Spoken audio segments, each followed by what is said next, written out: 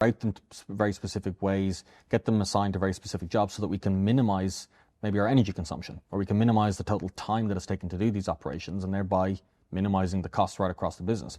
We saw in a few of the different pilot studies that we're doing, we could reduce operational costs from like 25 to almost 75%, right? And that is not insignificant. If you're a company that's blowing $1 million a year just through inefficiencies, saving 75% of that is pretty substantial to your bottom dollar. And that's the difference between profit and loss. And looking out sort of over the next 5 years, obviously technology never stays stagnant. It's always evolving, it's always innovating. You've been on the coalface of that, having done a robotics PhD.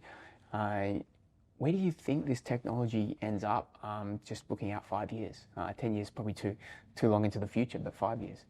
Are we talking about AI technology in general? AI technology, within the use case for HIROCO, so within warehouses, third-party logistics, and AI technology, yeah. Well, I mean, I think if we're looking at, I'm not the only one that's kind of done the market analytics on this. There are companies that are far more qualified to do it than I that have done really extensive market analytics on this particular problem that needs to be solved in the supply chain. There's one that I'll refrain from naming just for confidentiality reasons, but they estimate that about 75% of companies that operate in the supply chain sector, whether they be transport companies, warehouse companies, whether they're operating the supply chain of a mine or port logistics, wherever it is, are going to have a requirement for multi-agent orchestration. And that's largely driven by the more increased adoption in automated technology. So like robotic technologies, when people are now realizing that they have no other alternative but to have some sort of technological solution sitting over the top trying to control all this sort of stuff.